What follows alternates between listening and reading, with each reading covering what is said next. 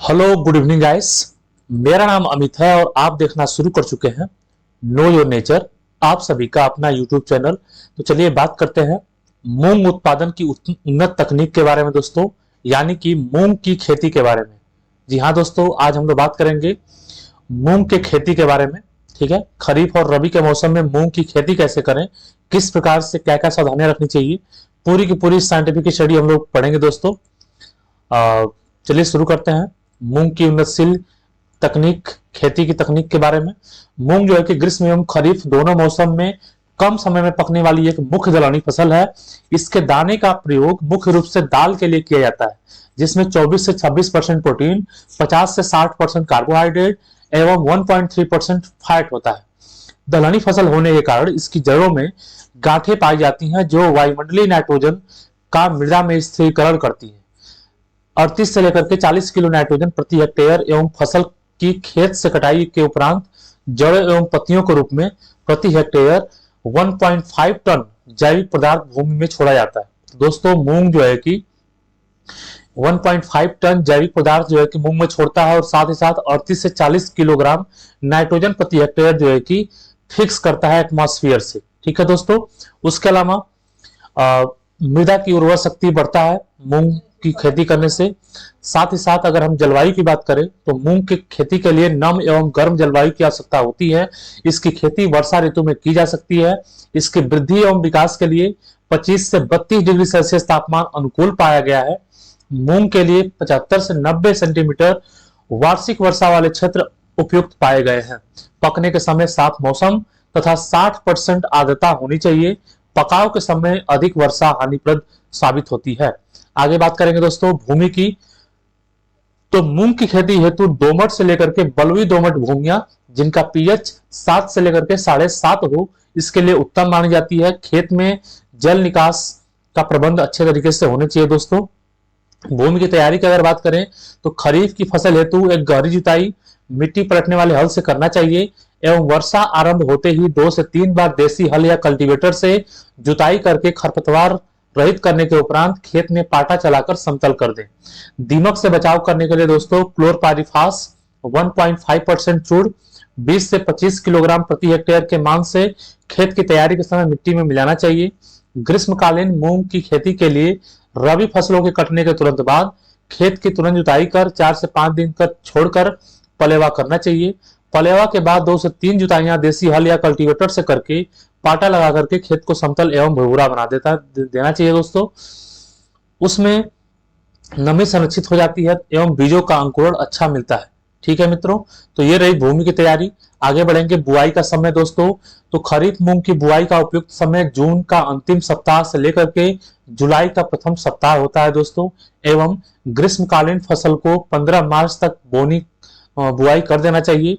बुआई में विलंब होने पर फूल आते समय तापक्रम वृद्धि के कारण फलियां कम बनती हैं अथवा बनती ही नहीं है। इससे उपज काफी प्रभावित होती है दोस्तों। आगे बढ़ेंगे खाद एवं उर्वरक की बात करें तो मूंग की खेती के लिए 20 किलोग्राम नाइट्रोजन, 40 किलोग्राम फास्फोरस और 20 किलोग्राम पोटास की आवश्यकता होती है। साथ ही साथ दोस्तों 20 किलोग्राम सल्फर प्रति एकड़ जो है कि बोने के समय प्रयोग करना चाहिए। ठीक है, आगे बढ़ेंगे उन्नत किस्मों का चयन। तो सबसे बेहतरीन उन्नत किस्म है दोस्तों ट्रांबे जवाहर मूंग 3, TJM3 भी बोलते हैं इसको। अवधि 60 से 70 दिन, उपज 10 से 12 कुंटल प्रति हेक्टेयर, ग्रीष्म एवं खरीफ दोनों के लिए उपयुक्त है। फलियां गुच्छों में लगते हैं, एक फली में 8 से 10 दाने बनते हैं। 100 दानों का वजन 3.5 से लेकर के 4.5 ग्राम तक होता है। पीला मोजैक और पाउडरी मिल्ड्यू रोग के प्रति रेसिस्टेंट होते हैं। दूसरा है जवाहर मूंग 721, अवधि 70 से 75 दिन, उपज 12 से 14 क्विंटल प्रति हेक्टेयर, पौधे की ऊंचाई 53 से 65 सेंटीमीटर, 3 से 5 फलियां एक गुच्छे में लगती हैं, एक फली में 10 से 12 दाने होते हैं। पीला मोजैक एवं पाउडरी मिल्ड्यू रोग सहनशील होती है ये वैरायटी। आगे बढ़ेंगे दोस्तों K851, अवधि 60 से 65 दिन, उपज 10 से 12 क्विंटल प्रति हेक्टेयर, पौधे मध्यम आकार के 60 से 65 सेंटीमीटर के, एक पौधे में 50 से 60 फलियां लगती हैं, एक फली में 10 से 12 दाने होते हैं। दाना चमकीला हरा एवं बड़ा होता है। 100 दानों का वजन 4 से लेकर के 4.5 ग्राम होता है।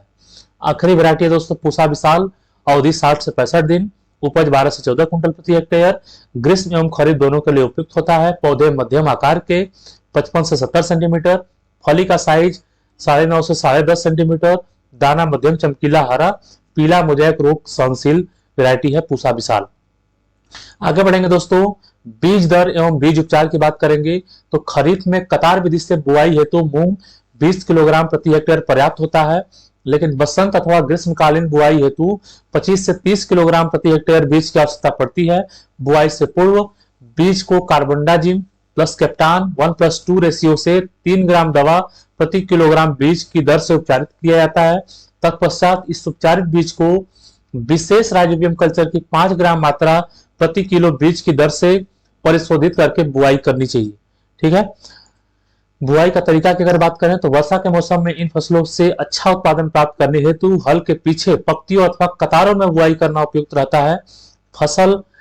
खरीफ फसल के लिए कतार से कतार की दूरी 30 से 45 सेंटीमीटर तथा बसंत ग्रीष्म के लिए 20 से 22.5 सेंटीमीटर रखी जाती है।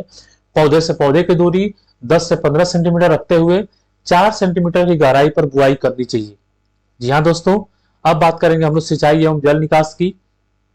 तो प्रायः वर्षा ऋतु में मूंग की फसल को सिंचाई की आवश्यकता नहीं पड़ती है, फिर भी इस मौसम में एक वर्षा के बाद दूसरी वर्षा होने के बीच लंबा अंतराल होने पर नमी की कमी होने पर फलियां बनते समय एक हल्की सिंचाई आवश्यक होती है। बसंत एवं ग्रीष्म ऋतु में 10 से 15 दिन के अंतराल पर सिंचाई की आवश्यकता होती है। फसल पकने के 15 दिन पूर्व सिंचाई बंद कर देना चाहिए। वर्षा के मौसम में अधिक वर्षा होने पर अथवा खेत में पानी के भराव होने पर फालतू पानी को खेत से निकालते रहना चाहिए, जिससे मृदा में वायु संचार बना रहता है। जी हाँ दोस्तों, अब बात करेंगे हम लोग खरपतवार नियंत्रण की। तो मूंग की फसल में खरपतवार नियंत्रण सही समय पर नहीं करने से उपज में 40 से 60% की कमी हो जाती है।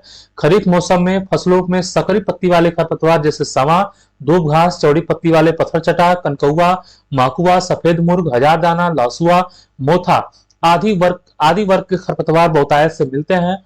फसल व खरपतवार की प्रतिस्पर्धा की क्रांतिक अवस्था मूंग के प्रथम 30 से 35 दिनों तक रहती है, इसलिए प्रथम निराई गुड़ाई 15 से 20 दिनों पर तथा द्वितीय 35 से 40 दिनों पर कर देनी चाहिए दोस्तों। इस तरीके से खरपतवार पर नियंत्रण हम लोग पा सकते हैं मूंग की खेती। अब बात करेंगे कीट नियंत्रण की। तो मूंग की फसल में प्रमुख रूप से काली भ्रंग, हरा फुदका, माहू तथा कंबल कीट का प्रकोप होता है। पत्ती भक्षण कीटों का नियंत्रण हेतु क्विनाल्फास की 1.5 लीटर या मोनोक्रोटोफास की 7.5 ml तथा हरा फुदका, माहू व सफेद मक्खी जैसे रस चूसक कीटों के लिए डाइमिथियोएट 1000 ml प्रति 600 लीटर पानी या फिर इमिडाक्लोरपिड 17.8 SL प्रति 600 लीटर पानी में 125 ml दवा के हिसाब से प्रति हेक्टेयर छिड़काव करना लाभप्रद रहता है। दोस्तों, कीट नियंत्रण हम लोग इस तरीके से कर सकते हैं। अब बात करेंगे हम लोग रोग नियंत्रण की। तो दोस्तों, मूंग में रोग भी लगते हैं। मूंग में अधिकतर पीत रोग, पड़ दाग, भभूतिया रोग प्रमुखतया से आते हैं। इन रोगों की रोकथाम हेतु तो रोग निरोधक किस्में पंत मूंग 1, पंत मूंग 2, TJM3, JM 721 आदि का उपयोग करना चाहिए। पीत रोग सफेद मक्खी द्वारा फैलता है, इसके नियंत्रण हेतु मेटासिस्टाक्स 25 EC 750 से लेकर के 1000 ml का 600 लीटर पानी में घोलकर प्रति हेक्टेयर छिड़काव 2 बार 15 दिन के अंतराल पर करें। फफूंद जनित पड़ दाग, अल्टरनेरिया, सार्कोस्पोरा, माइरोथियस रोगों के नियंत्रण हेतु डाइथेनम 45 2.5 ग्राम प्रति लीटर या कार्बनडाजिम डाइथेनम 45 की मिश्रित दवा बना करके 2 ग्राम पर लीटर पानी के घोलकर वर्षा के दिनों में छोड़ खुले मौसम में छिड़काव करना चाहिए। दोस्तों, वर्षा के मौसम में छिड़काव नहीं करना चाहिए। आवश्यकता अनुसार छिड़काव 12 से 15 दिनों बाद पुनः करते चाहिए। तो इस तरीके से दोस्तों मूंग में होने वाले सारे के सारे रोग जो है कि नियंत्रित हो जाते हैं। आगे बढ़ेंगे फसल पद्धति की, यानी कि क्रॉपिंग पैटर्न की। तो मूंग कम अवधि में तैयार होने वाली दलहनी फसल है, जिसे फसल चक्र में सम्मिलित करना लाभदायक रहता है। मक्का, आलू, गेहूं, मूंग बसंत, ज्वार प्लस मूंग गेहूं, अरहर प्लस मूंग गेहूं, मक्का प्लस मूंग गेहूं और मूंग गेहूं जो है कि इस तरीके से फसल पद्धति अपना करके हम लोग जो है कि मूंग से पैदावार ले सकते हैं। दोस्तों, अरहर की 2 कतारों के बीच मूंग की 2 कतारें अंतर फसल के रूप में बोना चाहिए। गन्ने के साथ भी इसकी अंतर्वर्तीय खेती सफलतापूर्वक की जा सकती है। जी हाँ दोस्तों, अब बात करते हैं हम लोग कटाई और गहाई की, कटाई मड़ाई की। तो मूंग की फसल कम से 60 से 65 दिन में पक करके तैयार हो जाती है, अर्थात जुलाई में बोई गई फसल सितंबर या अक्टूबर के प्रथम सप्ताह तक काट ली जाती है। फरवरी मार्च में बोई गई फसल मई में तैयार हो जाती है। फलियां पककर हल्के भूरे रंग की अथवा काली होने पर कटाई योग्य हो जाती हैं। पौधों में फलियां असमान पकती हैं और यदि पौधे की सभी फलियां के पकने की प्रतीक्षा की जाए तो ज्यादा पकी हुई फलियां चटकने लगती हैं। अतः फलियों की तोड़ाई हरे रंग से काला रंग होते ही 2 से 3 बार पहले ही कर दी जाती है एवं बाद में फसल को पौधे के साथ काट लिया जाता है। अपरिपक्वता में फलियों की कटाई करने से दानों की उपज व गुणवत्ता दोनों खराब हो जाती है। हंसिये से काट करके खेत में एक दिन सुखाने के उपरांत खलिहान में लाकर के सुखाते हैं दोस्तों, और उसकी जो है कि वहां पे मड़ाई कर देते हैं। ठीक है, अब बात करेंगे उपज एवं भंडारण की। तो मूंग की खेती उन्नत तरीके से करने पर 8 से 10 कुंटल प्रति हेक्टेयर औसत उपज प्राप्त की जा सकती है। मिश्रित फसल में 3 से 5 कुंटल प्रति हेक्टेयर उपज प्राप्त की जा सकती है। भंडारण करने से पूर्व दानों को अच्छी तरह धूप में सुखाने के उपरांत ही जब उसमें नमी की मात्रा 8 से 10% रहे तभी वह भंडारण की योग्य रहती है दोस्तों। तो इस तरीके से मूंग की खेती जो है कि हम लोग करेंगे। किसान भाइयों और मेरे प्यारे विद्यार्थियों, अगर आपको ये मेरा वीडियो पसंद आया हो तो लाइक करिए, शेयर करिए, सब्सक्राइब करिए। Thanks for watching. मिलेंगे किसी नेक्स्ट वीडियो में, तब तक के लिए जय हिंद।